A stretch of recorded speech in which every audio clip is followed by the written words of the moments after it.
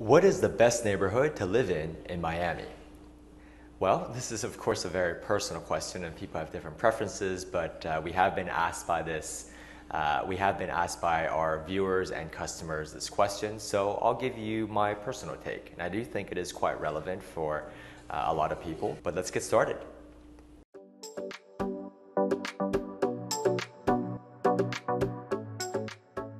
So my favorite neighborhood in Miami, after seeing many of them, is Edgewater. And this is a neighborhood that I don't think gets enough attention just because, you often hear about, perhaps South Beach or south of Fifth, for example, or Brickell is a very, these are common neighborhoods that you hear about, especially for folks coming from out of town who don't really know many of the neighborhoods or areas, the diverse neighborhoods that Miami has to offer. However, I think personally the neighborhood that has the most value and the most upside, and that I would personally buy in, is in the Edgewater neighborhood. And I'll tell you why. So Edgewater is a perfectly situated neighborhood in terms of location. It is surrounded by the Design District to the northwest and north. It is immediately adjacent not only to the Design District, but then Midtown to the west, and then Wynwood to the southwest. And if you go further down, of course, you're in downtown Miami, and to the east is Biscayne Bay. So it is right on the bay. It's a neighborhood that is residential in nature for the most part and is known for luxury condominiums, high rises that are right on the bay with stunning, bay and ocean views. As we've said in previous videos, if you're in on the 30th floor or higher with a direct water view, you can see not only the bay, but above low-rise South Beach, and you can see the ocean as well. So you really get the best of both worlds. And so not only is the location amazing because, hey, here you can walk 5 to 10 minutes to essentially the best neighborhoods that Miami has to offer in terms of nightlife, restaurants, shopping, art. So for example, Wynwood, Design District, has world-class shopping. Design District, we feel is going to be like Rodeo Drive with Beverly Hills surrounding it in a few years, because all of the most luxurious shops have all set up headquarters there. It's like the Soho, or what Soho used to be in New York. For example, all the flagship stores for the luxury brands are all there. It's a very beautifully designed shopping district neighborhood, and Midtown, has a lot of residential areas as well, but a lot of mixed-use retail, a lot of restaurants and shopping, almost shopping malls and such as well. So it's a lot that you can just walk to and get everything you need to done. And of course, Wynwood, right on that area, you have everything, all of these new restaurants as well, in addition to in design, restaurants that you can walk to, art, all sorts of activities and such, and nightlife as well. So it has such great proximity to all of these up and coming neighborhoods, yet it is residential at the same time. And here, on the bay side, you can find luxury new development condos in much more supply, just because this is a relatively newer developed neighborhood, so a lot of the inventory is much newer. For example, some of the newest buildings that are available currently are, One Paraiso, Biscayne Beach. Icon Bay is a little bit lower, 2015, but the One Paraiso is 2018 or 19 new construction.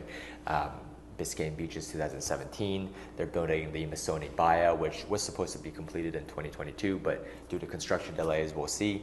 But yeah, these are all new construction condos, which it's hard to find a similar quality inventory, for example, on the beach, just because the inventory on the beach is for the most part very old.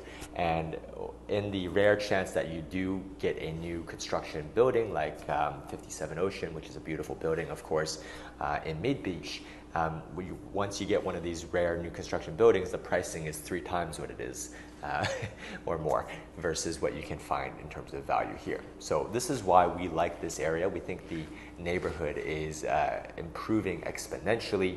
You're having a Whole Foods built right on 29th and Biscayne. And by the way, 29th is a very nice street to walk on. If you're in Edgewater, you walk on 29th, there's traffic lights. The Whole Foods is going to be right on that corner on 29th and Biscayne. And then you walk like a couple more blocks in, you turn right, you're in the heart of Midtown. Oh, and by the way, a block in, once you turn right, Trader Joe's is opening this month. And you're in the heart of Midtown and you keep walking north, then you're in Design District, where you walk, or instead of turning right to Midtown, you turn left, you're in Wynwood. So it's such a great location.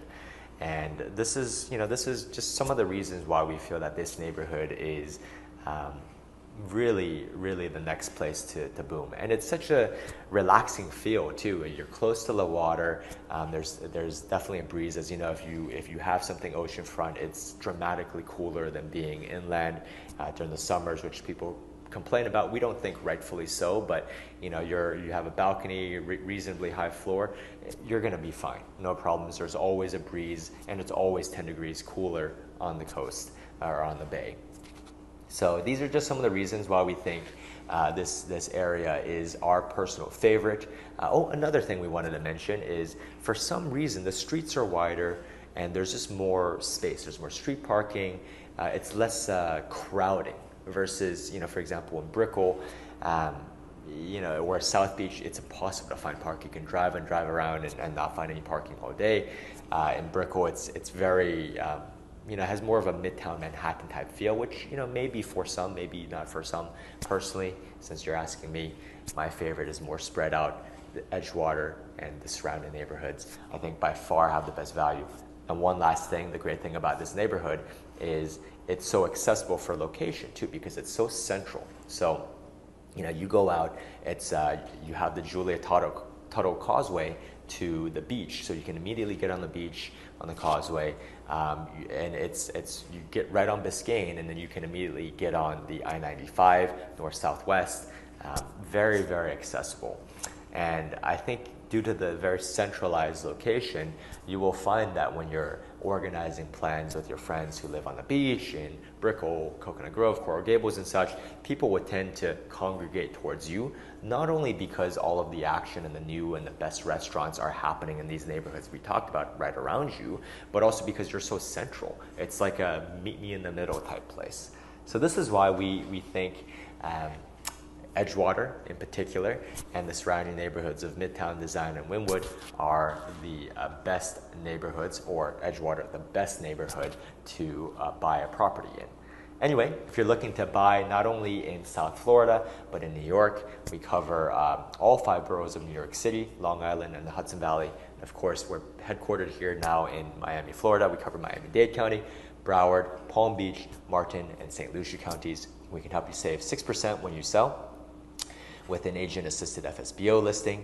And if you would like something more hands-on, we have a 1% for full-service listing option, where one of our agents handles everything for you for a 1% listing fee. And of course, if you're looking to buy, we can help you save 2% or more on your purchase with a Hauseit buyer closing credit. Our buyer's brokers give you 2/3 of the buyer broker commission, subject to us keeping a small minimum of 1%. This can be quite significant because the buyer broker commission, which often is 3%, but it can actually be more. For example, many new construction buildings will offer 4%, 5%, 6%, or 7% in the case of the Missoni Baya to buyers brokers to entice them, and 2/3 of that can more than cover your closing costs, especially here in South Florida. My name is Chris at Hauseit, and we'll see you on the next one.